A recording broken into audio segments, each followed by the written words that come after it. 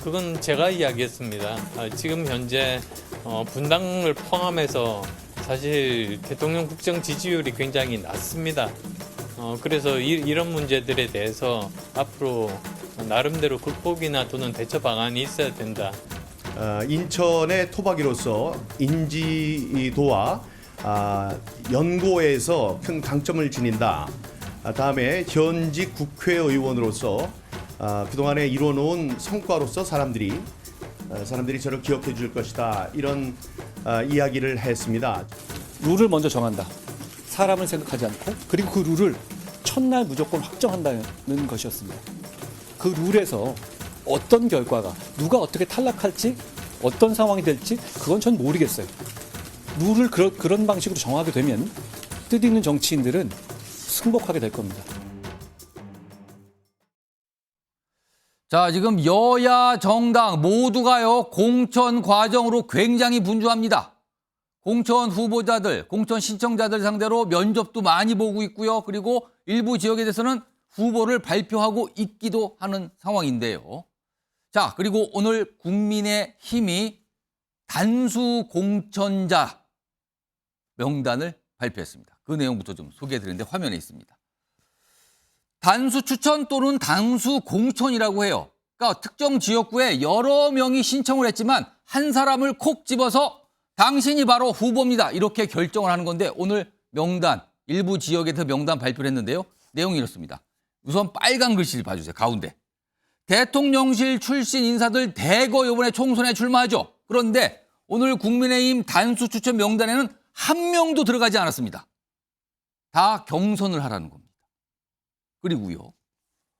석동현 전 검사장 서울의 한 지역구에 신청했는데 컷오프가 됐습니다. 이분은 윤석열 대통령의 40년 지기 친구로 알려진 인물인데 공천 배제가 된 겁니다. 탈락입니다.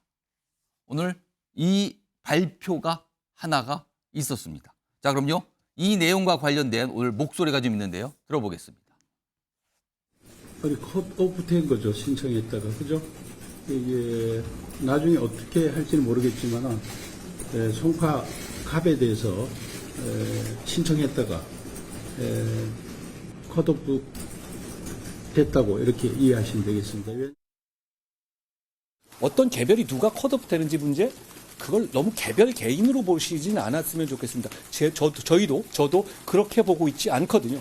그리고 거기서 나오는 결과들이 모두 다 모든 사람을 만족시키고 합리적이고 모두 다 수긍할 수 있을지 그건 모르겠습니다. 그게 어디 현실 세계에서 룰이 그런가요? 자, 그리고요. 오늘 발표된 원래 이름은 단수 추천자 명단입니다. 앞서서는 아예 공천에서 잘리신 분, 컷오프된 분, 그리고 그 단수 추천 명단에 못 들어간 분, 그 얘기인데요. 화면 보겠습니다.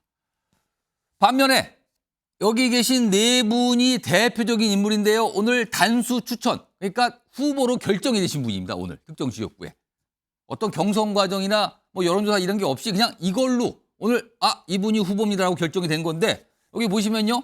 태영호, 배현진, 호준석, 이용호 이런 분들 포함해서 25명 단수 공천자 명단이 발표가 됐는데 이분들 공통점이 과연 무엇일까요?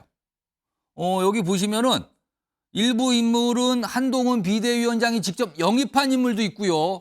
그동안 이른바 당정 갈등 속에서 한동훈 비대위원장에게 뭔가 힘을 실어주는 얘기를 꺼내신 분들도 있습니다. 그래서 정치권 일각에선 오늘 단수 공천된 분들을 한동훈 픽 아니냐 이렇게까지 얘기가 나오고 있는 상황인데요. 자, 그럼요. 요 네 분 사진 중에서 두 분의 최근의 모습 확인해 보겠습니다. 저는 일단 한동훈 비대위원장의 사퇴에 대해서는 전 반대하는 입장이다. 제가 본 한동훈 위원장은 정치개혁에 대단히 강한 의지를 가지고 있어요. 안녕하십니까. 깊은 감사의 말씀 올립니다. 가족 여러분들의 열화와 같은 성원으로 작년 당무감사에서 자, 윤주진 퍼블리쿠스 대표 나와 계신데요. 우선 윤석열 대통령의 40년 지기로 알려진 분은 아예 컷오프가 됐고요. 용산 출신은 대통령실 출신은 이번 단수 공천자 명단에 한 명도 들어가지 않았습니다. 예. 반면에 한동훈 비대위원장이 영입했거나 그동안 이른바 윤한 갈등, 당정 갈등에서 한동훈 비대위원장이 힘을 실었던 분들이 많이 들어갔어요. 예. 이거 어떻게 봐야 됩니까, 오늘? 근데 저는 이번에 어떤 뭐 한동훈 비대위원장의 이른바 그 사심이라든지 혹은 또 용산 대통령실의 의중이 전혀 개입될 여지가 없을 만큼 아주 시스템적으로 그냥 공천이 된 것으로 저는 평가를 하는 것이 일단은 아무래도 인지도라든지 대중성 면에서 수도권 표심을 잡기 위해서는 어느 정도의 그런 경쟁력이 있어야 되거든요. 예. 그런데 지금 이른바 컷오프가 되신 분들의 면면을 보면 사실 그 유권자 입장에서는 조금 낯선 그런 면면들이시기 때문에 아무래도 야당 후보를 꺾기에는 좀 역부족이다 이렇게 평가를 한 것으로 보고 오히려 이제 한동훈 비대위원장이 영입을 했긴 했습니다만 이제 뭐 태용호 의원이라든지 또 호준석 전 뭐 앵커 이런 분들은 상당히 그 수도권 특히 젊은 층에게 있어서 많이 알려져 있고 또 태용호 의원은 탈북자 출신의 국회의원으로서 매스컴에 많이 알려져 있는 분들이기 때문에 이런 분들은 아무래도 조금 험지에 가서 야당 후보와 붙었을 때 경쟁력이 있겠다 이렇게 판단을 했기 때문에 저는 이번에 용산 논란, 뭐 한동훈 비대위원장 논란 이런 것들 없이 1차적으로는 일단은 아주 시스템적으로 객관적인 잘 공천이 됐다 그렇게 평가합니다. 그렇다면 인지도에서 굉장히 앞서는 분들 위주로 이번에 단수 추천, 당수 공천 명단에 포함이 된 거 아니냐 이런 분석이신데요. 김성환 시사평론가. 그럼 정치권 일각에서 오늘 요 내용을 보고 한동훈표 공천, 이른바 한동훈 픽이다. 이렇게 평가 내리는 시각 중인데 이건 어떻게 좀 판단하십니까? 뭐 86 운동권 그룹 청산을 주장하면서 거기에 또 호응하면서 나 여기 출마하겠소라고 얘기했던 후보들이 이번에 이제 공천을 단수 추천을 받았기 때문에 아마 그렇다 이렇게 생각할 수는 있겠는데요. 근데 저는 이렇게 비유하면 어떨까 싶은데요. 뭐 대학 수학능력 시험 볼 때 어떤 사람은 쉬운 문제부터 문제를 풀지만 어떤 사람은 어려운 문제부터 문제를 풀잖아요. 아, 스타일이? 네. 저 국민의힘은 쉬운 문제부터 문제를 풀고 있구나 이렇게 생각해요. 오늘 이 결과는 쉬운 문제를 푼 결과라고 보시는 거예요? 네, 앞서도 말씀드렸던 것처럼 여러 경쟁자가 있지만 경쟁자 간에 뭐 여론조사 결과 격차가 많이 벌어지는 지역 이런 경우에는 사실 경선을 붙이는 게 별로 의미가 없잖아요. 오히려 갈등만 더 커지는 측면도 있다고요. 예. 그러니까 그런 지역을 먼저 뽑아냈을 거고요. 그리고 민주당이 굉장히 강세를 보이는 지역 몇 선까지 계속 뭐 구로라든가 다 이런 지역들이 다 그렇단 말이에요. 방금 나왔는데 구로가 두 분이나 신청했는데 네. 거기에 오늘 단수 추천이 됐어요. 그러면 국민의힘 예비 후보들이 거기에 공천 신청하려고 하겠습니까? 안 하는 거예요. 그러니까 가도 질 것 같은데 누가 거길 뛰어들겠어요. 그러니까 당내 경선은 치열하지 않은 거죠. 예. 그러니까 일종의 말하면 당의 어떤 전략에 따라서 공천하는 모양새를 갖추기에는 굉장히 좋은 지역이에요. 거꾸로 얘기하면. 예. 물론 당선돼서 돌아오면 그거만큼 더 좋은 건 없겠지만 예. 그러니까 국민의힘 입장에서는 그런 지역을 일단 우선 공천 지역으로 정해서 우리 당은 공천을 이렇게 하겠습니다. 이런 걸 좀 과시도 하고 예. 국민들한테 시스템에 따라서 공천하고 있다. 윤심이 작동하지 않고 있다고 하는 걸 지금 보여주려고 하고 있다. 그런 면에서는 저는 일정 부분 성공하고 있다 이렇게 그러면은 생각해요. 윤석열 대통령의 40년지기로 통하는 석동현 전 검사장이 컷오프된 건 이건 어떻게 봐야 됩니까? 너무 경쟁률이 많이 차이가 나는 거예요. 아, 다른 그걸- 후보에 비해서. 그렇게 판단했을 가능성이 있다. 왜냐하면 이 지역은 원래 치열하게 경선이 붙어줘야 되는 지역이에요.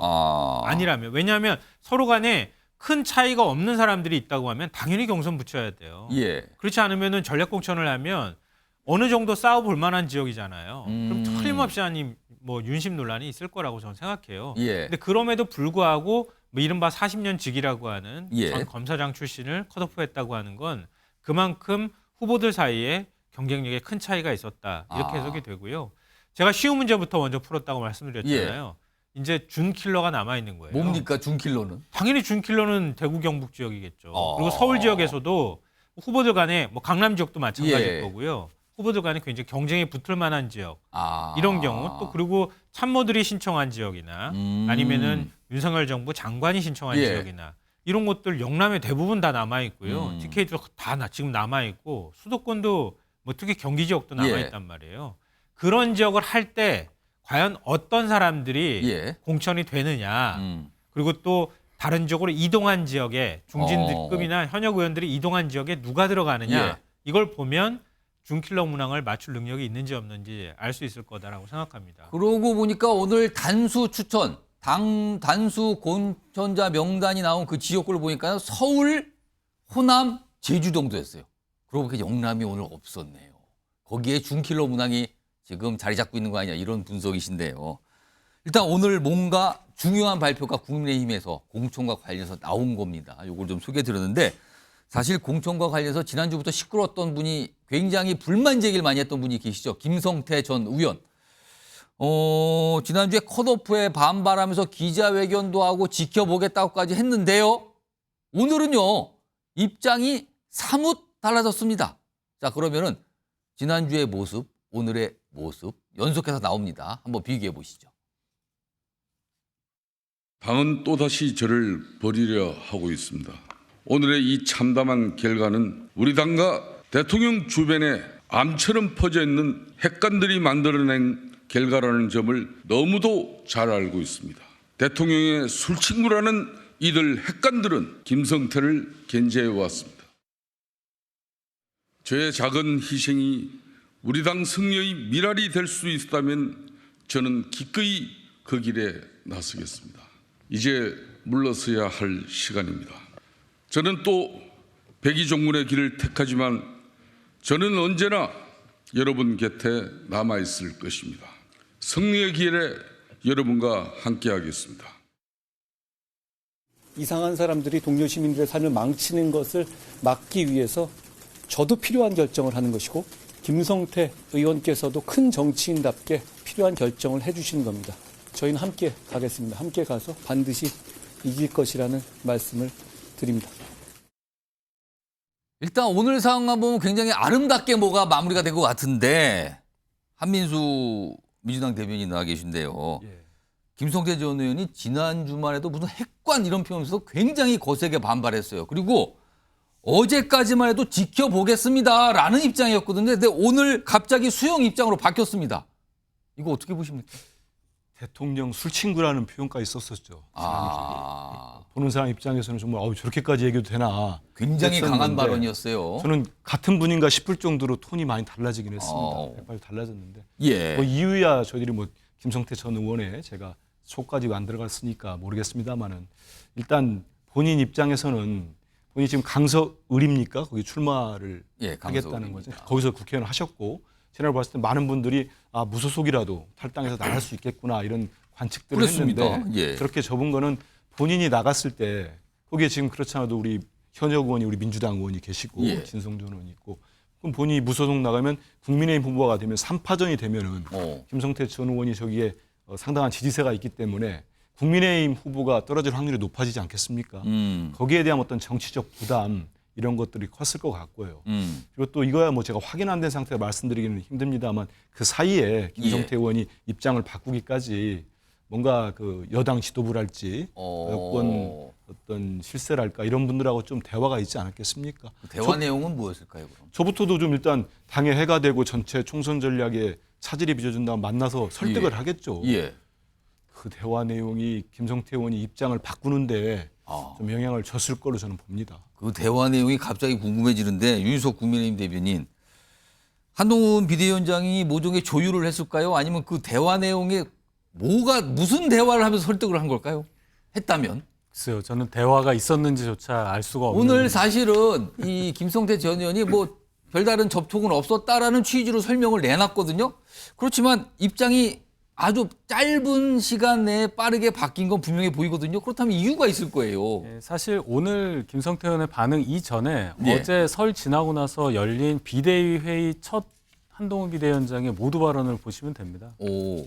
한동훈 비대위원장이 김성태 의원 관련 건을 콕 집어서 언급을 했어요. 김성태 의원을 그런 이유로 해서 저희 당의 이번 총선 후보로 국민들께 제시하지 못한다. 그러나 드루킹 특검을 성사시킴으로써 우리 민주주의를 지켜낸 그 공은 절대 잊혀지지 않는다. 그게 변하는 건 아니다. 이런 말씀을 했거든요. 잊혀지지 않는다가 뭘까요, 그럼? 어떻게 잊지 않는다는 걸까요? 어쨌든 그러면? 뭐 평가를 계속 한다는 의미니까 그렇게 비대위원장이 언급을 했고 그렇다면 김성태 전 의원께서도 아마 생각하시는 바가 있었을 것이라고 봅니다. 비대위원장이 모두 발언에서 그 얘기를 했으니까요. 다른 것도 아니고. 그러니까 공이 있는 거 안다. 그리고 그 공 우리 잊지 않습니다라는 취지잖아요. 그러면 혹시 여당은 야당과 달리 뭔가를 제공할 수 있어요. 네. 구체적으로 대안이 될 수 있는 어떤 자리를 제공할 수 있는 게 여당이라는 특권입니다. 혹시 그런 게 있었을까요? 아니면 그거는 말이 안 되는 걸까요? 뭐 추측은 할 수 있겠죠. 뭐 그럴 가능성이 없다고는 제가 말씀 못 드리겠습니다만은 김성태 의원 본인의 이 결단에 대해서 예. 그런 어떤 자리라든지 이런 게 개입돼서 오늘의 결단이 예. 폄훼되는 것은 저는 바라지는 않아요. 일단 전반적으로 뭐 선당 후사 이런 분위기 속에 아름답게 잡음이 굉장히 클 것 같았지만 아름답게 마무리는 된 걸로 표면상으로 보입니다.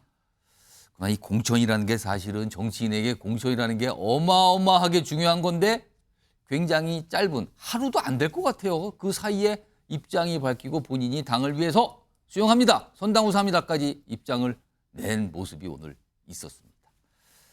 자, 첫 번째 이슈 좀 봤고요.